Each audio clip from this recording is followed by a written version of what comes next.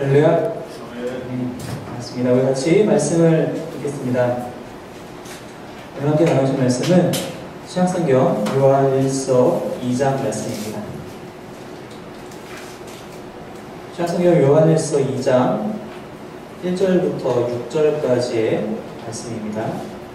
신약성경 요한일서 2장 1절부터 6절까지의 말씀 변화되지 않으니까 우리 같이 함께 한 목소리로 읽도록 하겠습니다.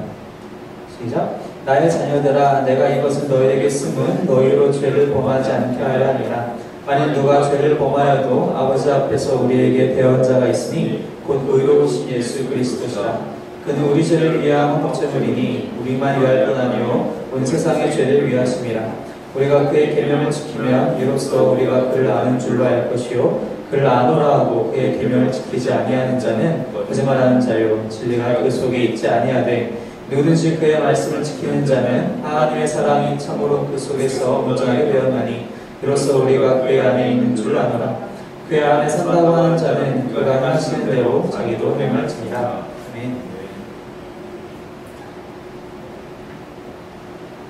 존 뉴턴이라는 사람이 있어요. 좀 익숙한 이름인지 모르겠습니다. 어메이징 그레이스, 그러니까 나 같은 죄인 살리신 그 찬양을 이제 지은 사람이 존 뉴턴인데, 영국에서 원래는 노예 상인을 하던 사람이었습니다. 그래서 그가 이제 회심하고 이제 하나님께 돌아와서 많은 사람들이 또 하나님을 전하게 되고 예수 그리스도의 복음을 전하게 되는 사람으로 변하게 되었어요. 근데 그 변하고 나서 그 사람이 한 이야기 중에 어떤 말이 있었냐면, 지금의 나는 내가 되고자 했던 모습이 아닙니다. 그렇다고 나의 과거의 모습도 아닙니다. 오늘날 내가 있게 된 것은 오직 하나님의 은혜로 말미암은 것입니다. 이렇게 얘기를 했던 겁니다. 내가 지금 현재 내 상태가 지금 나의 현재의 모습이 내가 예전에 과거에 내가 나의 욕심으로 내 이상을 꿈꾸면서 내가 바래왔던 나의 모습은 아니라는 것이고, 그렇다고 내 과거의 모습 그대로 있는 것도 아닙니다. 하지만 하나님이 나를 지금의 내가 있도록 나를 인도해 주셨습니다 라고 이렇게 얘기를 하고 있다는 것이죠. 하나님의 은혜가 이 존 뉴턴이라는 사람을 변화시켜서 이 이야기를 할 때 그 당시에 자신의 모습으로 만들어 주셨다. 그것이 바로 하나님의 은혜였다고 얘기를 하고 있는 것이죠. 어느 순간 그렇게 회심을 하게 되고 하나님을 만나게 되고 하나님을 더욱더 믿게 되고 사랑하게 되고, 그 이후로 이 사람의 삶이 바뀌었다는 것입니다. 하나님의 삶을, 하나님께서 원하시는 삶을 살아가다 보니까 이 사람이 점점 바뀌어서 하나님이 원하시는, 내가 원했던, 내가 되고자 했던 모습이 아니라 하나님이 원하시는 모습으로 바뀌게 되었다라고 얘기하고 있다는 것이죠. 우리가 지난번에 요한일서 1장을 같이 말씀을 나누면서 그런 이야기를 한 게 있어요. 그 요한일서 1장 7절 말씀 한번 보실까요? 1장 7절 말씀입니다. 함께 읽어보겠습니다. 시작. 그가 빛 가운데 계신 것 같이 우리도 빛 가운데 행하면 우리가 서로 사귐이 있고 그 아들 예수의 피가 우리를 모든 죄에서 깨끗하게 하실 것이요. 빛 가운데 행한다는 것에 대해서 얘기를 하고 있었어요. 이 존 뉴턴은 그날 이후로, 회심 이후로 빛 가운데 행하는 사람이 되었다는 거죠. 빛 가운데 행한다는 것, 하나님과 함께 살아간다는 것, 참 말로 들으면 그래 나도 그렇게 해야지 라고 우리가 쉽게 다짐할 수 있습니다. 다짐은 쉬워요. 다짐은 쉬운데 실제로 어떻게 해야 우리가 그런 삶을 살아갈 수 있을 것인가. 이 사도 요한은 이 편지를 보내면서 그것에 대해서 다시 한번 구체적으로 얘기를 하고 있는데, 너희에게 3가지가 필요하다. 그래서 이제 이 말씀 2장을 시작을 하게 됩니다. 첫 번째가 무엇이냐? 너희가 알고 있는, 또 너희가 믿고 있는 그리스도, 너희가 어떻게 생각하느냐, 그 그리스도를 바로 알아야 한다 이야기하기 때문에 것이죠. 1절 말씀 다시 한번 같이 읽어보겠습니다. 2장 1절 말씀입니다. 시작. 나의 자녀들아, 내가 이것을 너희에게 쓰면 너희로 죄를 범하지 않게 하려 함이라. 만일 누가 죄를 범하여도 아버지 앞에서 우리에게 대언 자가 있으니 곧 의로우신 예수 그리스도시라. 죄와 기독교는 서로 양립할 수 없습니다. 기독교, 즉 하나님은, 우리가 믿는 하나님은 죄를 정말로 싫어하시는 분이시기 때문입니다. 그분은 공의의 하나님이시기 때문에 절대 죄와 함께 공존할 수 있는 분이 아니시라는 것이죠. 너무나 거룩하신 분이시기 때문에 그분 앞에서 죄가 어두우니 존재할 수가 없다는 것입니다. 그렇다고 해서 그분을 믿고 따르는 우리 역시 그럴 수 있느냐? 사실 그렇지 못하다는 거예요. 물론 우리는 예전에는 죄 가운데 살았습니다. 우리가 죄 가운데 살고 있었지만 우리가 예수님을 나의 구원자로 나의 구세주로 영접하고 믿고 고백하는 동시에 우리가 거기서 벗어났다는 거죠. 죄의 노예에서 하나님의 자녀로 우리의 신분이 바뀌었다는 것입니다. 하지만 그렇다고 해서 우리가 더 이상 죄 가운데서 죄 안에서 살아가진 않지만 내가 살아가는 날 중에서 모든 죄를 내가 다 없이 하고 살아갈 수 있느냐, 죄를 짓지 않고 살아갈 수 있느냐, 그렇지 않다는 것입니다. 즉 이 사도 요한의 1절에서 얘기하는 것처럼 내가 너에게 이 편지를 쓰는데 너희가 정말로 죄를 범하지 않았으면 좋겠다. 정말로 그랬으면 좋겠다. 나의 자녀들아, 너희가 정말 죄를 범지 않았으면 좋겠다. 만일 누가 죄를 범하여도 그런데 내가 알아, 내가 너무 잘 아는데 너희가 정말 죄를 안 범했으면 좋겠지만 그래도 혹시 범할 수 있단 말이지. 그걸 내가 모르는 게 아니야. 하지만 그렇다 하더라도 이렇게 이제 이야기를 하고 있는 거예요. 우리가 그 1장에서도 같이 예전에 지난번에 살펴봤지만 사실 우리가 하나님을 알게 되면 알게 될수록 우리의 마음이 더 예민해져요. 무슨 뜻이냐? 예전에는 죄로 인식하지 않았던 것들을 아 이게 죄였구나. 내가 몰랐었는데 내가 게으름 피는 게 그냥 내 삶의 유일한 작은 사치라고 생각했었는데 이게 죄였었구나. 아니 내가 이렇게 거짓말하는 거 내가 이 상황을 모면하기 위해서 순간적으로 거짓말하는 것이 그냥 누구나 다 하는 건 줄 알았는데 죄였었구나. 내가 몰랐던 것들이 내가 하나님께 가까이 나아가면 나아갈수록 하나님이 우리의 양심을 우리의 마음을 더욱더 정결하게 만들어주시기 때문에 몰랐던 사실을 알게 된다는 것이죠. 참 아이러니하게도 하나님께 나아가면 나아갈수록 내가 몰랐던 죄를 깨달은 것 동시에 내가 하나님께 더욱더 나아갈 수가 없구나 라고 생각이 되는 거예요. 갈수록 내가 하나님께 가까이 갈수록 나는 가까이 가면 안 되는 사람인데 라는 생각이 들게 된다는 거죠. 바로 그럴 때 우리에게 필요한 것은 그리스도에 대한 올바른 그리고 정확한 지식이라는 것입니다.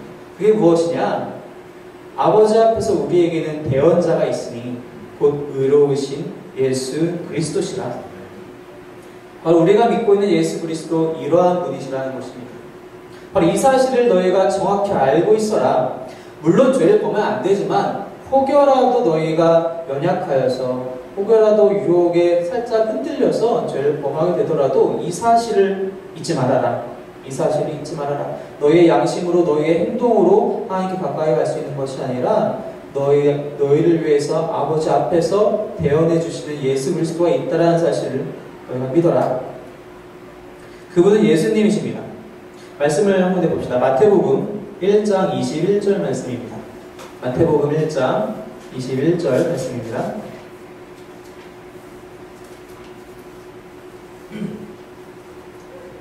마태복음 1장 21절 함께 읽겠습니다. 시작. 아들을 낳으리니 이름을 예수라 하라. 이는 그가 자기 백성을 그들의 죄에서 구원할 자이심이라 하니라. 이제 그 마리아가 이제 잉태를 하게 되죠. 그리고 나서 아들을 낳으리니 그 천사가 찾아와서 이제 얘기를 합니다. 아들을 낳을 것인데 이름 예수라고 하라. 이는 그가 자기 백성을 그들의 죄에서 구원할 자이심이라. 예수라는 이름의 뜻이 그 백성을 구원할 자, 어디서 죄에서 구원할 자이심이라. 예수님은 그러한 분이십니다. 우리 모두를 죄에서 구원하시는 분이 바로 예수님이라는 것입니다. 우리가 그렇게 예수님을 바로 알아야 된다는 것이죠. 또 한 가지 예수님은 예수님일 뿐만 아니라 이 예수라는 이름 자체는 주어진 것이고 또한 그리스도라고 사도 요한이 또한 고백을 하고 있습니다. 한 군데 또 볼까요? 마가복음입니다. 마가복음 12장 말씀 한번 같이 볼게요. 마가복음 12장 35절부터 37절까지 말씀입니다. 마가복음 12장 35절부터 37절까지 말씀 읽겠습니다. 시작.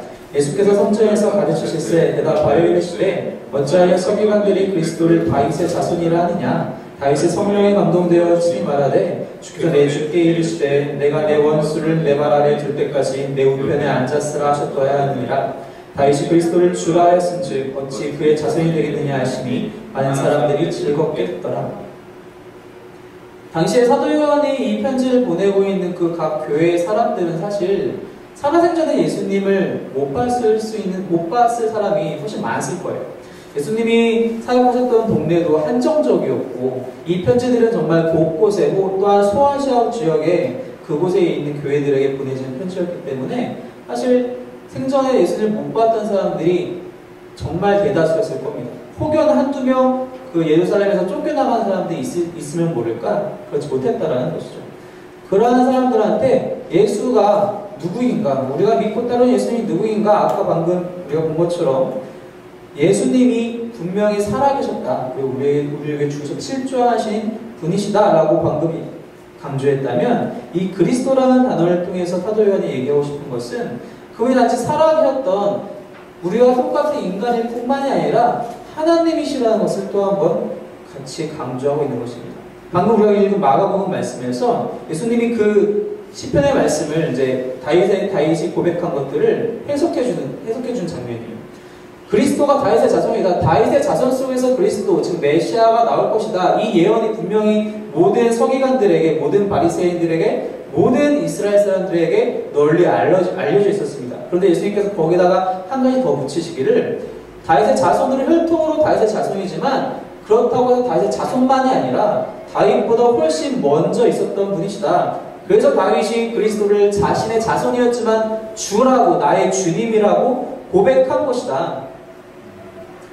사도 요한은 이 고백을 늘상 하는 사람이죠. 사도 요한복음 1장을 봐도 태초에 말씀이 계시니라. 그 말씀이 하나님과 함께 하셨고 그분이 바로 예수님이시다. 우리가 요한일서를 시작하면서도 태초에 그분이 먼저 계셨다라고 사도 요한이 고백하는 것처럼, 그리스도께서는, 우리가 믿고 따르는 그리스도께서는 바로 하나님과 함께 하신, 또한 하나님이신 그러한 분이시다 라고 강조하고 있다는 것이죠. 우리가 예수님을 바로 알아야 된다는 것입니다. 또 한 가지 사도 요한이 강조하고 있는 것은 그분이 예수, 즉 살아계셨던, 우리가 함께 하셨던 분이시면서 또한 동시에 태초 이전부터 계셨던 하나님이기 때문에 그분이 의로우시다고 또 얘기를 하고 있습니다. 곧 의로우신 예수 그리스도시라. 무슨 뜻이냐? 우리가 믿고 따르는 그분, 우리를 위해서 대언해 주시는 그분은 어떠한 죄도 짓지 않으신 그런 분이시다라는 것이죠. 그런 분이시기 때문에 우리를 위해서 대언해 주실 수 있다는 것입니다. 사실 그분은, 예수님은 우리가 직면했던 유혹보다 더 큰 유혹에 직면하셨어요. 우리가 알다시피 복음서 초반에 예수님께서 이제 세례 받으시고 그 사단의 시험에, 광야에서 40일 계시면서 사단의 시험을 받게 되죠. 사단이, 야, 이 돌들을 떡으로 만들어서 너 배고프니까 빨리 먹어. 이 첫 번째 시험.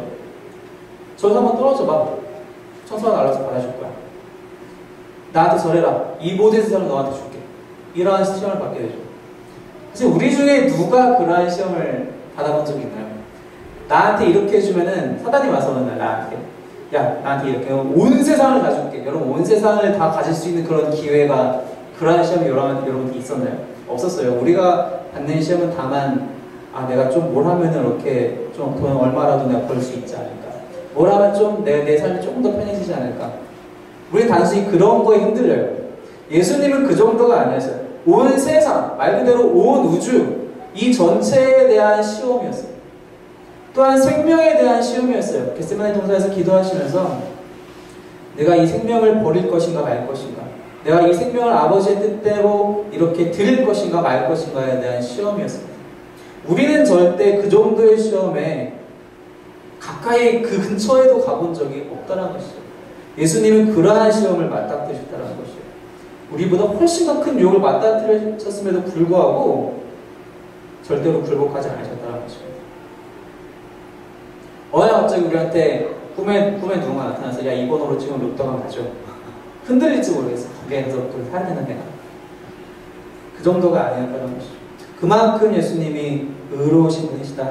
그렇기 때문에 우리를 위해서 대언하실 수 있으시다. 말씀 한 번 더 볼까요? 히브리서 4장 말씀입니다. 히브리서 4장 15절에 있는 말씀입니다.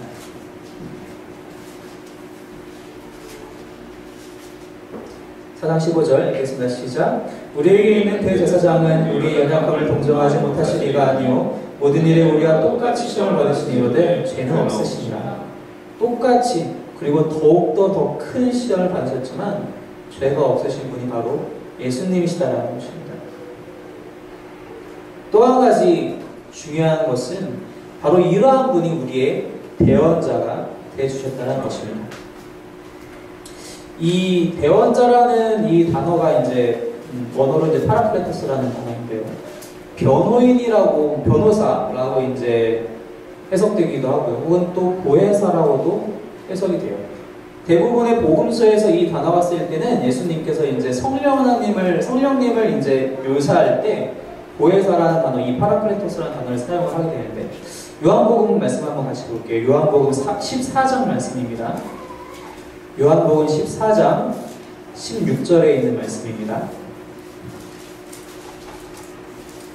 요한복음 14장 16절 말씀입니다. 시작. 내가 아버지께 구하겠으니 그가 또 다른 보혜사를 너희에게 주사 영원토록 너희와 함께 있게 하리니. 예수님이 이제 제자들에게 이제 얘기를 해주시면서 또 다른 보혜사를 아버지께 너희에게 보내주실 것이다. 이 표현이 되게 중요해요. 또 다른 보혜사. 성령님을 분명히 말씀하시는 것인데 그분을 또 다른 보혜사라고 얘기해요. 그러나 그게 무슨 뜻이냐? 나도 역시 너희들을 위한 보혜사, 너희들을 위한 파라클레토스, 너희들을 위한 변호인, 대원자다 라고 얘기하고 있다는 것이죠. 성령 하나님은 그러한 역할을 우리를 위해서 해주시는 것이 아니라 바로 예수님 스스로가 직접 이렇게 해주고 계시다는 것이죠. 여러분 혹시 이 중에 계신 분 어느 누구라도 법정에서 피고인 자격으로 개입을 가보신 적 있으신가요? 저는 있었어요. 제가 이제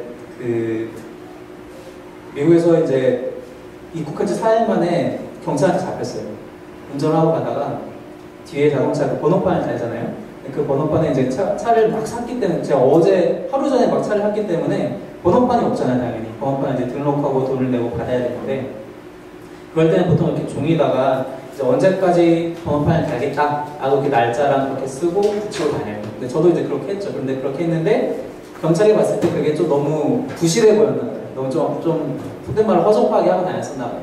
그랬더니 경찰이 딱 잡는 거예요. 그게 하필이면 주일날 이제 예배 잘 마치고 미국 가서 예배 잘 드리고 그래 열심히 하나님 믿고 살아야지. 그래서 집에 가는 길에 이렇게 딱 잡힌 거예요. 경찰이 와가지고 너 이거 뭐냐? 너 이렇게 하고 하면 안 된다. 그러냐고. 내가 온지 얼마 안 돼서 잘 모르겠다고. 면허증 달라고 해서 제가 이제 한국에서 가져간 국제면허를 딱 보여줬어요. 이게 뭐냐고 그러는 거죠. 이거 면허 아니잖아. 그래서 저한테 그러면서 이거 내가 한국에서 갖고 온 건데 국제면허야. 맞아. 이거 면허증 맞아. 아니래요. 그래서 이 미국 면허증 달라고 없다고 하니까 무면허로 저한테 티켓을 끄는 거예요. 그래서 이제 거기에 써있기로는 몇 월 며칠에 법원에 와가지고 뭐 벌금을 내든지 아니면 재판을 받든지 해라. 근데 저는 좀 억울하잖아요. 왜냐면은 이게 제가 뭐 정말 면허가 없이 다닌 것도 아니고 면허가 있는 상태에서 단지 그 경찰이 한국 면허를 뭔지 몰라가지고 그냥 그렇게 티켓을 끄는 거였기 때문에. 날짜가 이제 2달 정도 후의 날짜였는데 갔어요. 가가지고 이제 아침 일찍 가가지고 기다리고 있는 거예요. 또 이제 먼저 판사를 만나기 전에 검사를 먼저 만나요. 검사를 만나서 검사가 너 이러한 조목으로 이렇게 티켓 끊겨가지고 여기 법원에 왔는데 너 이거 어떻게 할 거냐 하면서 종이를 한 장 딱 줘요. 거기 보면은 guilty, not guilty라고 이렇게 체크하고 사인하는 란이 있어요. 무슨 뜻이냐? 내가 정말 내가 잘못했다고 인정을 하면은 guilty에다 체크를 하고 사인을 하면은 내가 잘못했으니까 봐주세요라는 뜻이고, 아니 나는 잘못한 거 없다 그럼 이제 not guilty에다 체크를 하고 사인하는 거거든요. 근데 그 검사가 저한테 너 미국 면허 없잖아. 너 guilty에다 체크하고 빨리 사인해 하는 거예요. 근데 억울하잖아요. 난 그렇게 절대 못한다고. 난 잘못한 게 하나도 없다고. 난 법적으로 완벽하다고. 모든 서류가 다 나한테 있다고. 근데 제 얘기를 하나도 들으려고 하지 않고 무조건 여기다 하는 거야. 나는 지금 너를 도와주려고 하는 건데 너 안 하면은 너 천불만큼 막 벌금 나올 거다. 협박을 하는 거야. 그래서 난 그렇게 못하겠다. 난 판사랑 직접 얘기하겠다. 너랑 얘기 못하겠다고. 판사한테 말했죠. 판사도 들은 척도 안 해요. 아무런 얘기. 안 된다. 너 어차피 면허 없죠. 그래서 제가 이제 한참 말을 안 듣고 제가 이제 당할 얘기가 되니까 영어 못하겠어요. 나 통역 주세요 하고 지금까지 영어로 다 해놓고 나 영어 못하겠으니까 나 통역 주세요 해서 이제 날짜를 다시 받았어요. 다시 이제 가가지고 그때 가서는 이제 또 다른 검사를 만나서 그 검사는 좀 착해서 얘기를 잘 들어줘서 이 얘기가 잘 풀렸는데 좀 억울해요. 왜냐면은 제가 법적인 지식이 있는 것도 아니고 또 미국이라는 곳에서 이제 막 도착한 한국인이 외국인이라는 신분으로 영어도 잘 안 되는 상황에서 그냥 막 쏘아붙이는 거예요. 근데 제가 거기 앉아있으면서 그날 이제 저만 있는 게 아니라 모든 이제 직결 심판을 받는 여러 사람들 같이 있는데 대부분 어떤 사람은 이제 어떤 청년은 뭐 마약을 소지한 죄로 들어온 사람도 있고 저처럼 이렇게 교통 위반 티켓을 끊어가지고 온 사람들도 있고 대부분이 다 변호사랑 같이 와요. 대부분이 변호사 갖추면 변호사가 한 사람 잘 얘기해요. 쟤는 분명 마약 때문에 죄목을 읽는데 마약 때문인 건데 되게 뭐가 잘 풀리면 그냥 나가네? 그 제가 보는 거예요 앞에서. 근데 저는 그렇게 못하잖아요. 아 변호사가 있고 없고 이렇게 차이가 있구나. 좋은 변호사를 쓰면은 엄청난 죄도 그냥 가뿐하게 나갈 수도 있고 나처럼 변호사가 없으면은 또 이제 외국인이라는 서러움에 당하고 나가는구나. 그럼 저는 그 다음에 다행히 잘 풀렸지만 변호사의 존재가 그만큼 중요하다는 법정에서는 중요하다는 거죠. 근데 예수님이 우리를 위해서 그러한 일을 하고 계시다는 거예요. 예수님이 우리를 위해서 아버지 앞에서 대언자의 역할을 하고 계시다는 겁니다. 우리가 그 사실을 알아야 한다는 것이죠. 사도 요한이 다시 한번 강조하기를 너희가 설령 죄를 범한다 할지라도 예수님께서 너희를 위해서 아버지 앞에서 변호사의 역할을 해주시고 계시다는 것을 절대 잊지 말아라. 그분은 의로우신 예수 그리스도시다. 사실 우리가 바라는 것은 우리를 다 그냥 다 용서해 주실 자비하신 분을 우리가 기대하는지 모르겠어요. 하지만 사도 요한이 얘기하신 것처럼 그분은 의로우신 예수 그리스도다. 뭔가 좀 말이 안 맞는 것 같아요. 의로우시면 당연히 내 죄를 변호해 주신 게 아니라 오히려 나를 혼내 주셔야 되는데 그렇지 않아요. 왜 그러냐? 그분은 그 의로우심으로 내 죄를 자신이 직접 덮으시고 가시는 분이시기 때문에 우리가 법정에 가면은 변호인과 같이 법정에 가면은 변호사가 이제 열심히 논리적으로 구성을 해서 이야기를 잘해서 배심원들을 또 판사들을 설득시켜서 무죄를 받아낼 수 있습니다.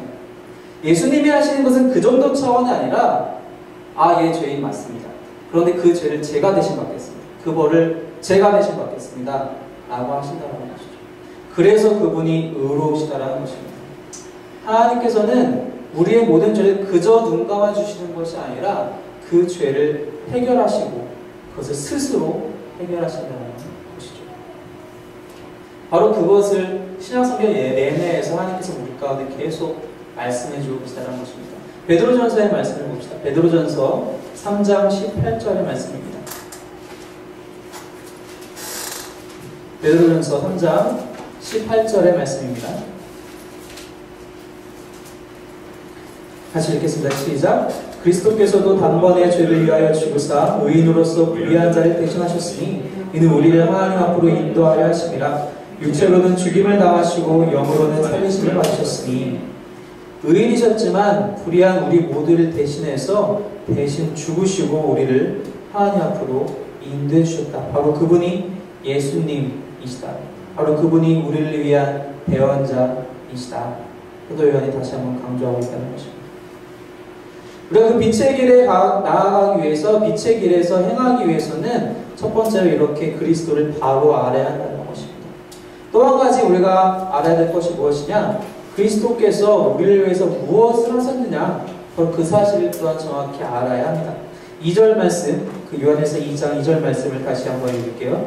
2절 말씀입니다. 시작.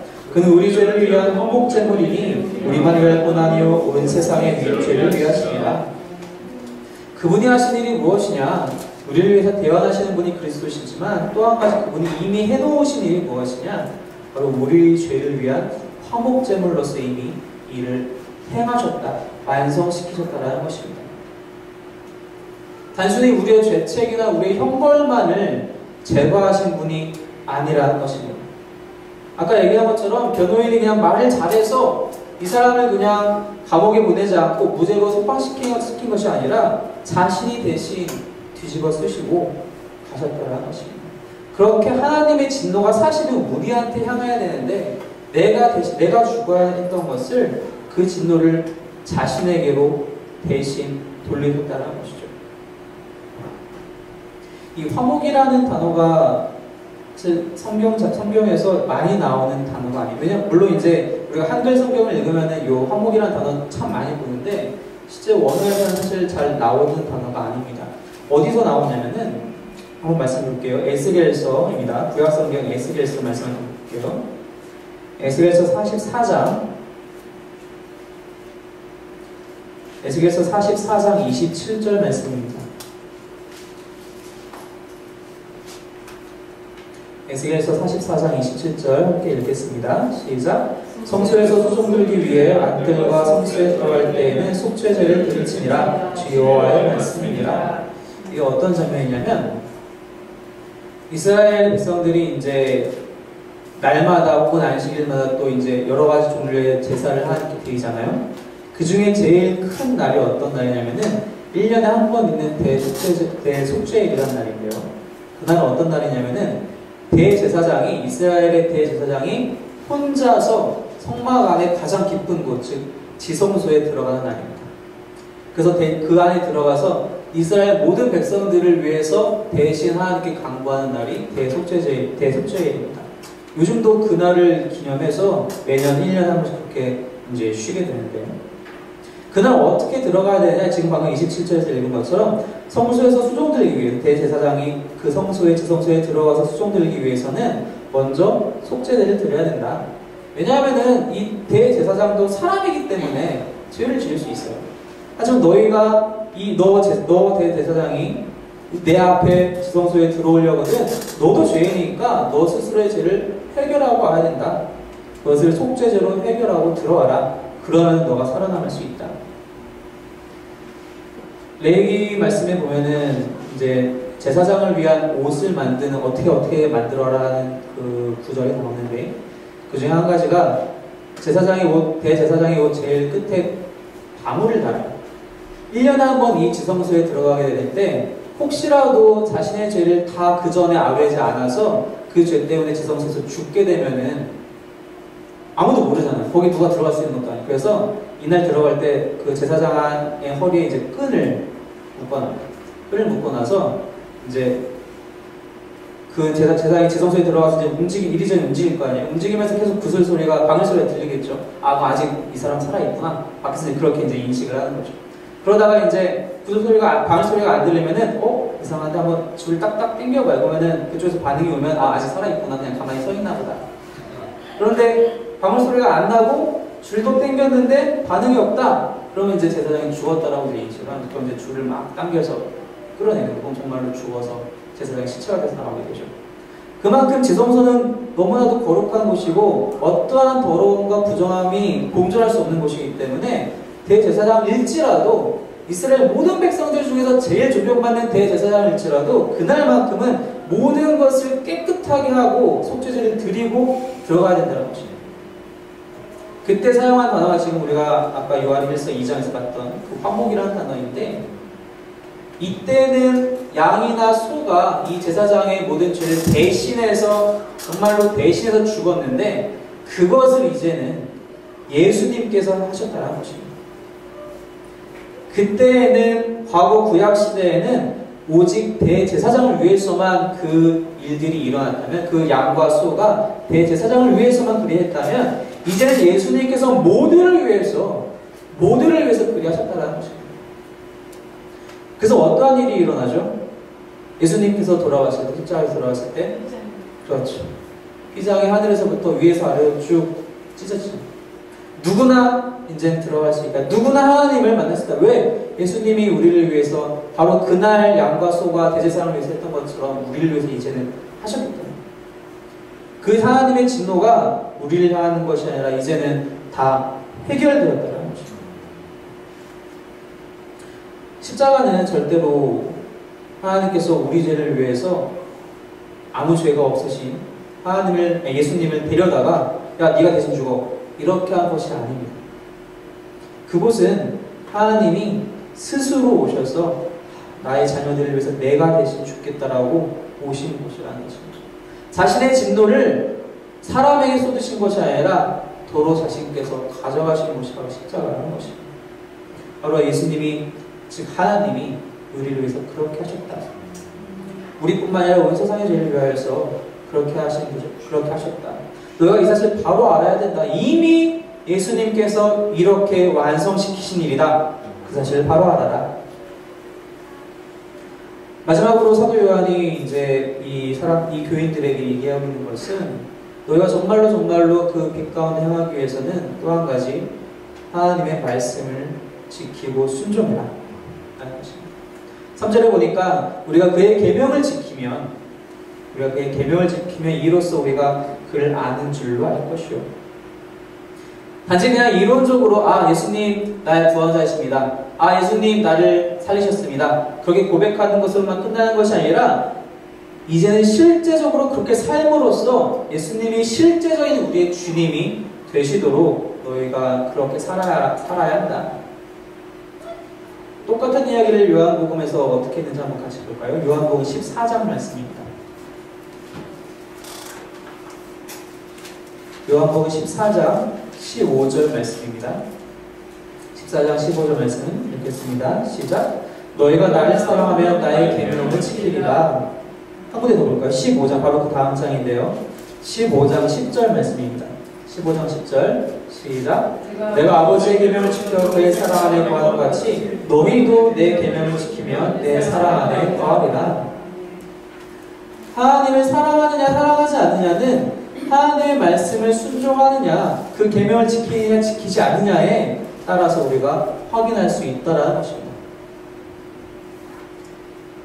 하나님의 말씀을 지키지 않는 사람들은 그 사람이 아무리 입으로 거짓이라는 말을 한다 할지라도 그 사람은 하나님을 모르는 사람이에요. 4절에서 이 요한일서 2장 4절에서 얘기한 것처럼 그를 아노라 하고, 즉 예수님을 아노라 하고 안다고 해놓고 그 계명을 지키지 아니하는 자는 거짓말하는 자요 지가 그 속에 있지 아니하다.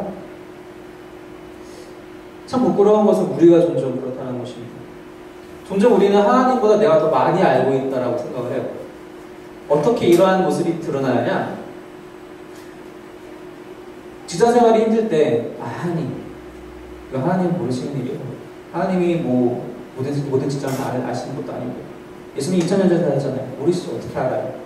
이 직장 너무 힘들어. 나만 알아요. 나만 이렇게 힘든 걸 나만 알아요 라고 생각할 때가 있어요. 그리고 막 불평할 때가 있죠.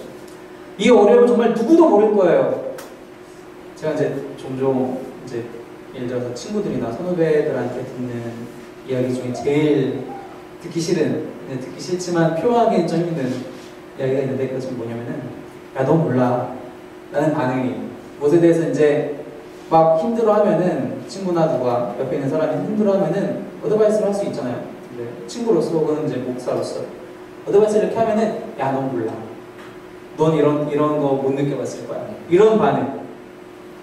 그러니까 제가 목회자이다 보니까 자기들처럼 사회생활을 많이 해봤을지 않았을 것이다 라든지 자기들이 갖고 있는 그런 고통이나 그런 길들을 안 걸어왔기 때문에 그 전에 이미 다른 길로 갔기 때문에 너는 모를 것이다 라는 반응. 똑같은 것을 사람에게 뿐만 아니라 우리가 하나님한테도 가끔 그렇게 해요. 내가 이 부분에 대해서 하나님보다 더 잘 알지. 내가 이 부분을 지금 얼만큼 오랫동안 이 부분에서 경력을 쌓아왔는데, 내가 저 사람과 얼마나 많이 대해왔는데, 내가 인간관계를 얼마나 많이 해봤는데, 이거는 이렇게 하는 게 맞지, 이렇게 해야 돼 라고 우리가 말할 때가 있다라는 것입니다. 근데 그것은 절대로 하나님을 충분히 아는 사람이 할 수 있는 말이 아니라는 것입니다. 하나님을 안다고 생각하면은 그렇게 믿는 사람이라면 절대로 그런 걸 할 수 없다라는 거예요. 여기서만 통하는 진리라면, 내 삶의 한 구역에서만 통하는 진리라면은 그건 진리가 아니라는 것입니다. 하나님께서 이 말씀을 통해서 우리한테 어떻게 살아가야 될지, 이 신구약 66권을 통해서 우리가 어떻게 살아가야 된다, 예수님을 믿고 예수님을 구원자로 너희가 고백했다면 너희가 이렇게 살아야 된다고 정확하게 얘기하고 계신데, 하나님 여기서는 아니에요. 이 부분은 제가 교회에서 그렇게 할게요. 제가 회사에서는 이렇게 못하겠어요. 제가 학교에서는 이렇게 못하겠어요. 제가 집에서는 이렇게 못하겠어요. 이건 아닌 것 같아요. 요즘 누가 그렇게 해요? 라고 얘기한다면 하나님의 진리를 진리로 받아들이지 않는다는 것을 말하고 있어요.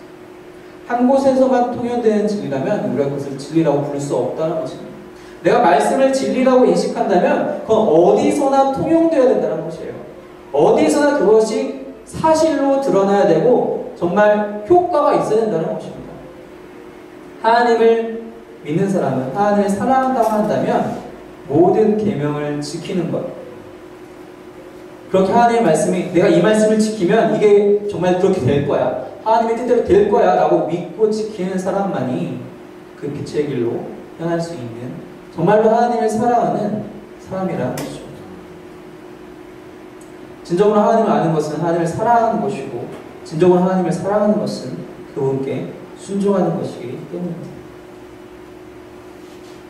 하나님께서 우리에게 말씀을 주시면서 너가 이러이러한 것을 지켜라 라고 말씀할 때는 사실 명령만 주시는 것이 아닙니다.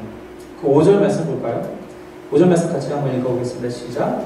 누구든지 그의 말씀을 지키는 자는 하나님의 사랑이 참으로 그 속에서 온전하게 되었나니 이로써 우리가 그의 안에 있는 줄 아노라.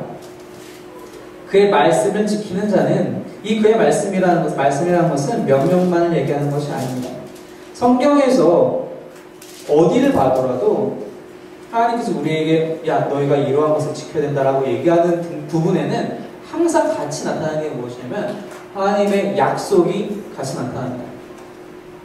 너희가 나의 백성이 되면 너희가 내 말을 잘 지켜가면 나의 백성이 될 것이고 온 세상 속에서 너희가 높임받을 것이다. 항상 하나님께서는 약속을 같이 주세요. 말라기 우리가 늘상 알고 있는 말라기서에서도 시험해보라. 너희가 한번 하나님께 11줄 드려봐. 하나님은 어떤 약속을 주실 것인데 가득 채우는 것을 너희에게 주실 것인데 약속이 항상 있죠. 아브라함에게도 마찬가지였고요. 다윗에게도 마찬가지였고요. 모세에게도 마찬가지였고요. 모두에게 말씀을 명령을 주실 때는 항상 약속이 같이 왔었다는 것입니다. 우리가 하나님의 말씀을 지킴으로써 하나님의 약속이 우리 삶 속에서 실현되는 일들이 일어난다는 것이죠. 그러한 실현이 어떻게 나타나느냐? 그 바로 중간에 5절 중간에 나와 있는 것처럼 하나님의 사랑이 참으로 그 속에서 지금 우리 안에서 온전하게 된다는 것입니다. 하나님의 사랑이 더욱더 온전하게 내 안에서 채워진다는 것입니다. 하나님의 사랑에 대한 더 깊은 깨달음으로 나의 순종이 하나님을 향한 순종이 우리를 그렇게 인도하고 있다는 것입니다. 연애를 해보셨으니까 내랑 인천이 아직인가? 아시겠지만 사랑하면은 이제 연애를 하게 되면은 참 말을 잘 들어요. 이제 초반에만 그런지 모르겠어요. 처음 3개월만 그런지 모르겠지만 제가 이제 예전에는 한 6, 7년 전이 더 그 전만 해도 하더라도 밥을 먹으러 같이 가면 제가 먼저 수저를 절대 놓지 않아요. 어떤 이유가 있어서 아니라 몰라서 그런 거 그냥 왜? 그냥 각자 먹으면 되는 거 아니야? 절대 이렇게 먼저 이렇게 수저를 놓지 않아요. 근데 어느 날 한번 여자친구가 그걸 지적을 하더라고요. 다른 애들은 봐라. 앉으면 바로 수저를 놓는다. 저한테 이제 그 얘기를 따로 이제 다 같이 있을 때 얘기하는 게 아니라 따로 있을 때 그 얘기를 하더라고요. 앉으면 바로 수저를 놓지 않느냐. 이렇게 딱 내키 딱 접어가지고 딱 앞에 놓고 이렇게 딱 수저 딱 그 위에다 올려놓지 않느냐. 좀 해라. 근데 그 얘기를 딱 듣는 순간 이제 만약에 그 친구와 아무런 관계도 없었다면 내가 왜? 알아서 하면 되잖아. 네 수저 네가 앞에 챙겨 먹어 라고 얘기했을 테지만 여자친구가 그렇게 얘기하면 어떡해? 해야지 어떡해? 근데 그때는 그냥 억지로 하는 게 아니라 그래 이 정도는 내가 충분히 얘를 위해서 해줄 수 있지. 그냥 이유 없이 하는 거잖아요. 잘해요. 그런 거 여러 가지 시키면 다 잘하게 되죠. 하나님을 사랑한다고 해놓고 하나님의 말씀을 지키지 않는다는 것은 말도 안 된다는 것입니다. 우리가 사람을 사랑할 때에도 너무나도 당연한 듯이 좀 말도 안 되는 투정을 부린다 할지라도 다 잘해주는데 하나님이 우리에게 말씀하시는 것을 지키지 않는다? 하나님을 사랑하는 것이 아닙니다. 특별히 하나님이 우리에게 명하시는 것은 말도 안 되는 투정이 아니에요. 너무나 당연한 것이고 오히려 우리에게 득이 되는 거예요. 우리를 위해서 이런 말씀들을 주시는 거란 말이죠.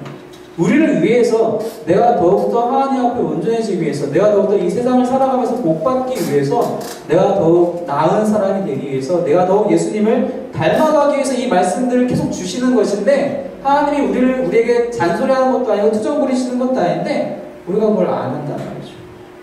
그건 하나님을 사랑하는 사람이 아니라는 것입니다. 그 빛 가운데 행하는 것은 하나님을 사랑하는 것, 즉 하나님의 말씀에 순종하는 것으로 나타나진다는 것입니다. 이로써 우리가 그의 안에 있는 줄 아노라.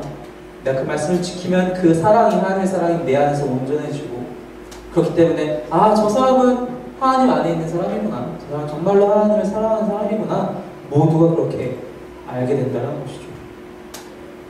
그래서 6절에서 얘기하기를 그의 안에 산다하는 자는 그가 행하시는 대로 자기도 행하게 된다. 말씀을 지키는 것뿐만이 아니라 예수님께서 행하셨던 그대로 그 사람이 그렇게 행하게 될 것이다.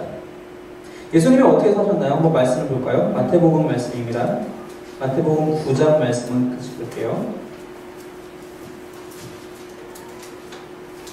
마태복음 9장 36절, 마태복음 9장 36절의 말씀입니다. 같이 읽겠습니다. 시작.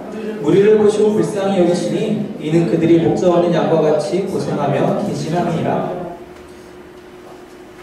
이제 예수님께서 이제 여기저기 다니시면서 많은 사람들이 예수님을 따라다니게 되잖아요. 그러면서 이제 그들을 보면서 저 불쌍한 이스라엘 백성들 정말 따를 사람이 딱히 없어서 저들이 저렇게 고생하고 사는구나. 정말 로마의 압정에서도 그렇고 정말 바리새인들이라든지 정말 서기관들이라든지 저들 압제하는 사람이 한두 명이 아니구나. 그런 사람들을 보면서 불쌍히 여기시고 그들을 위해서 모든 일들을 행하세요. 그죠? 죽은 자를 살리시고 병든 자를 고치시고 눈먼 자를 보게 하시고 저는 자를 또 걷게 하시고 바로 그런 일들을 행하셨던 분이 예수님이었습니다. 우리가 말씀을 따라 사는 것만으로만이 아니라 그렇게 점점 살아가면서 우리가 그렇게 주님의 말씀에 순종하게 되면서 주님의 사랑이 내 안에 온전하게 되면 이제는 예수님처럼 살게 될 수 있다는 겁니다. 예수님이 어떻게 사셨느냐? 단지 죄만 안 짓고 사신 것이 아니라 오히려 사랑으로 베푸시면서 사신 분이 예수님이라는 것이죠. 그냥 죄만 안 짓고 가만히 계셨던, 그렇게 33년을 그냥 쭉 가만히 계셨던 분이 아니라 그 모든 사역을 하시면서 그렇게 갈릴리와 예루살렘을 온 유대지방을 다니시면서 선을 행하시고 사랑을 베푸시고 그렇게 주님을 가르치셨다, 하나님을 가르치셨던 그런 분이셨다는 것이죠. 바로 그렇게 우리가 될 수 있다는 것입니다. 단지 그냥 내가 빛 가운데 나아가기 위해서 내가 이러한 잘못들, 내가 지금까지 했던 모든 잘못들, 우리가 이제 하나님께 나아갈수록 예민해지니까 이러한 잘못들 내가 안 하면 되겠지 그것만 우리가 체크하는 것이 아니라 예수님은 이렇게 하셨지, 줄인 자에게 먹을 것도 주셨지, 예수님은 정말 없는 자에게 베푸셨지, 예수님은 정말 그들 아픈 자들을 위해서 정말 마음을 다해서 기도하셨지, 같이 눈물을 흘리셨지. 바로 그러한 사람들이 될 수 있다는 것입니다. 사도 요한은 더 큰 것을, 더 나은 것을 더 멀리 보고 있다는 것이죠. 단순히 너희가 죄만 안 짓고 구별되는 삶뿐만이 아니라 너희 삶 속에서 하나님의 사랑이 넘쳐나서 그 사랑이 주변에 있는 모든 사람에게도 흘러갔으면 좋겠다. 사도 바울도 갈라디아서에서 얘기하잖아요. 성령의 9가지 열매에 대해서. 성령의 9가지 열매는 그냥 예수님의 말씀, 하나님의 말씀대로 살아가는 사람들이 얻게 되는 트로피가 아니에요. 트로피는 우리가 어떤 거죠? 어떤 이제 대회나 게임에서 이기면은 트로피를 이렇게 큰 걸 주잖아요. 그래서 집에다 딱 갖다 놓고 내가 저때 잘 나갔지, 이렇게 구경하고 있는 그게 트로피잖아요. 사실 그거 외에는 없어요. 성령의 열매는 트로피가 아닙니다. 나누는 것입니다. 왜 사도 바울이 그걸 열매라고 표현을 했겠어요? 사도 바울 정말 똑똑한 사람인데 왜 하필이면 그걸 열매라고 표현했어요? 모두가 함께 누릴 수 있는 것, 함께 먹고 즐거워할 수 있는 것이기 때문에 열매라고 표현한 것이죠. 말씀대로 사는 사람들은 자연스럽게 이러한 성령의 열매를 맺을 수밖에 없게 되고 그 열매들은 나만 위한 것이 아니라 내 주변의 모든 사람들을 위한 것이라는 것입니다. 하나님 바로 그러한 삶을 우리가 살기를 원한다는 것입니다. 이러한 빛의 길에 가기 위해서 우리는 그리스도를 바로 알아야 합니다. 그리스도는 살아계신 분이시고 나를 위해서 대신 죽으신, 나를 위해서 날마다 변호해 주시는, 나의 모든 잘못과 연약함을 아버지 앞에서 변호해 주시는 분이십니다. 변호로 그치시는 분이 아니라 자신의 생명을 버리시면서 그 죄를, 그 벌을 다 혼자 받으시는 분이십니다. 바로 이미 그렇게 완료하셨습니다. 우리가 그 사실을 정확히 알아야 합니다. 또한 우리는 주님의 말씀을 지키면서 순종함으로 우리를, 하나님을 향한 우리의 사랑을 밝혀야 합니다. 우리가 하나님을 사랑하는 것은 짝사랑하는 것처럼 나도 아무도 모르게 혼자 하는 것이 아니라 이렇게 하나님의 말씀을 순종함으로써 모든 사람이 그 순종의 열매를 누릴 수 있도록 사랑하는 것, 하나님을 사랑하는 것. 그래서 결국엔 내가 예수님을 닮아가게 되는, 날마다 그렇게 하나님과 가까이 예수님을 닮아가게 되는 것이 바로 빛 가운데 행하는 삶이라는 것입니다. 우리 모든 성도들의 삶 속에서 바로 그러한 일들이 날마다 일어나길 소망합니다. 하나님께서 도우심으로 내 스스로 하는 것이 아니라 하나님께서 우리를 도우심으로 우리가 또한 그한 능력을 구함으로 하나님, 내가 날마다 주님을 닮아가기 원합니다. 내가 날마다 주님께 가까이 나가기 원합니다. 그래서 나만 즐거운 것이 아니라 하나님도 기뻐하시고 내 주위의 모든 사람들과 함께 주님을 누렸으면 좋겠습니다라는 삶의 고백이, 결단이 우리 모두에게 있기를 주님의 이름으로 축원합니다. 함께 기도하겠습니다. 자, 우리 함께 기도할 때